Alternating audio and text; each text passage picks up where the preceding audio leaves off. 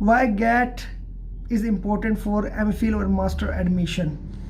तो फ्रेंड्स, आज की वीडियो में हम यही डिस्कस करेंगे कि ये क्यों ज़रूरी है। आपका मेरे चैनल में बहुत बहुत खुशामदीद, और मैं आपको बताऊंगा कि इसकी इम्पोर्टेंस।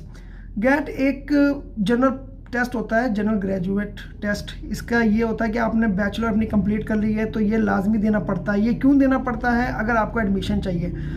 पहले होता था हर यूनिवर्सिटी अपना अपना एंट्री टेस्ट लेती थी मास्टर प्रोग्राम के लिए, तो अब इन्होंने कम कर दिया। अब वो एनटीएस के थ्रू जो गेट कंडक्ट हो रहा है उन्हीं के बिना पर एडमिशन दे रही है। जैसे आपको मैं जनरल से एग्जांपल दे देता हूँ। आप इंजीनियरिंग में या किसी और प्रोग्राम में एडमिशन लेते हैं तो आप ई कैट देते हैं, उसका एक एंट्रेंस टेस्ट देते हैं जिससे आपका मेरिट बनता है। या कहीं बाहर की यूनिवर्सिटी में आप पढ़ने जाते हैं तो आपको मेरिट बनता है, आप आइल्स देते हैं, फोक देते हैं, तो और भी कोई बहुत सारे टेस्ट हैं वो देने पड़ते हैं जिसकी बिना पे मेरिट बनता है। तो आपने बैचलर तो कर लिया, आपकी CGPA आ गई। अब आपने मास्टर में एडमिशन लेना है, उसके लिए भी तो मेरिट चाहिए होगा ना। ये नहीं कि आपकी CGPA भी दे दें, नहीं। उसके लिए एक टेस्ट कंडक्ट किया जाता है, वो भी एंट्रेंस टेस्ट ही कहलाता है, जो आप हर यूनिवर्सिटी ने गेट के हवाले कर दिया है। यानी NTS एक थर्ड पार्टी है, उसके हवाले कर दिया है कि आपने गेट लेना है और पास करवाए बच्चों को आपने हमारी यूनिवर्सिटी में एडमिशन के लिए भेजना है। क्योंकि यूनिवर्सिटीज़ को चाहिए फ़ीस। एक जनरल सी बात है, तो उन्हें चाहिए फ़ीस। वो फ़ीस अब उन्होंने थर्ड पार्टी को कह दिया कि आप फ़ीस लें, वो आपकी ज़िम्मेदारी है, आपने हमें बच्चे ला के देने हैं, वो हमने इनरोल करा लेने हैं। तो NTS ने गेट स्टार्ट कर दिया, एक सिस्टम जिसके ज़रिए एक मेरिट बनता है। और NTS जो कर रहा है गेट में, उसमें उन्होंने एक शर्त रख दी है कि 100 में से 50 वाला पास होगा। यानी जो 49 होंगे, 48, उन्हें तो कंसीडर नहीं करेंगे। 50 वाला पास होगा। अब आपने टेस्ट पास कर लिया है, आपके 50 मार्क्स आ गए हैं, आपकी CGPA भी है। अब आप किसी भी यूनिवर्सिटी में अप्लाई करने के लिए एलिजिबल हैं। 50 मार्क्स कम से कम पास कर लिया आपने यूनिवर्सिटी में एडमिशन के लिए, आप अब एलिजिबल हो गए, किसी भी यूनिवर्सिटी में एडमिशन ले सकते हैं। तो ये इंपॉर्टेंस है गेट की कि हर यूनिवर्सिटी ने गेट एंट्रेंस टेस्ट ले लिया है मास्टर प्रोग्राम के लिए, MPhil प्रोग्राम के लिए। इसी तरह गेट सब्जेक्ट टेस्ट भी होता है, वो PhD का एंट्रेंस हो गया। ये एक एंट्रेंस टेस्ट ही होता है बेसिकली।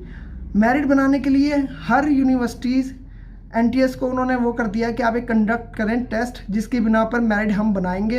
अदरवाइज CGPA तो एक लोकल सी चीज़ है। इस तरह नंबर लोग मैट्रिक और FSC में नंबर ले लें तो ज़रूरी थोड़ी है कि उन्हें एंट्रेंस देना पड़े। एंट्रेंस देना पड़ता है आपको बैचलर के लिए, आपको मास्टर के लिए भी एंट्रेंस देना पड़ेगा, आपको PhD के लिए भी एंट्रेंस देना पड़ेगा। तो ये टेस्ट होते हैं, कुछ अपनी यूनिवर्सिटी कंडक्ट करती हैं, कुछ थर्ड पार्टी से करवाते हैं। अब आप जॉब के लिए जाते हैं तो वो भी तो वो टेस्ट लेते हैं आपका। तो इसी वजह से गेट ज़रूरी है मास्टर प्रोग्राम के लिए और MPhil प्रोग्राम के लिए इतना ही जितना बैचलर के लिए है। उम्मीद है आपको बात समझ आ गई होगी। मेरा मकसद ये था इस चैनल में कि आपके साथ अपना थोड़ा सा नॉलेज शेयर किया जाए कि गेट कैसे पास करते हैं। पहली अटैम्प्ट में, पहली में नहीं तो दूसरी में तो कम से कम बंदा पास कर ही ले और अच्छी यूनिवर्सिटीज़ में एडमिशन ले ले। तो उम्मीद करता हूँ आपको बात समझ में आ गई होगी। अगर नहीं आई तो आप कमेंट सेशन में बता दीजिएगा, और जो नए कमर्स आ रहे हैं वो लाजमी सब्सक्राइब कीजिएगा।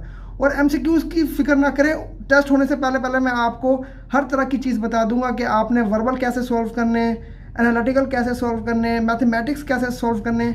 डिफरेंट कैटेगरीज़ हैं गेट की, ABCD। इंजीनियरिंग के लिए A, बिजनेस के लिए B, और फिजिकल साइंस के लिए C, D, सोशल साइंसिस के लिए। इस तरह काफ़ी कैटेगरीज़ हैं गेट की। लेकिन फ़र्क इतना होता है कि ना MCQs की पार्टीशन हो जाती है। इंग्लिश के जैसे A में 30 हैं, एनालिटिकल 30 हैं, मैथ 40 हो गई। इसी तरह B में इंग्लिश 40 हो गए, एनालिटिकल 30, मैथ वहाँ से तो कम। तो ये हम डिस्कस करेंगे। अब मेरी अगली वीडियो में मैं आपको डायरेक्ट MCQs के ऊपर ले जाऊंगा ताकि आप लोग तैयारी कर सकें। और जो रिपीटेड MCQs आए थे और आते भी हैं बाज़ दफ़ा, एनालिटिकल तो बाज़ दफ़ा रिपीट ही होते हैं, तो वो हम सीखेंगे। लेकिन इससे पहले चैनल को सब्सक्राइब करें, और जो कमेंट सेशन में कुछ आपको समझना है वो पूछ लीजिएगा। ओके जी, अल्लाह हाफ़िज़।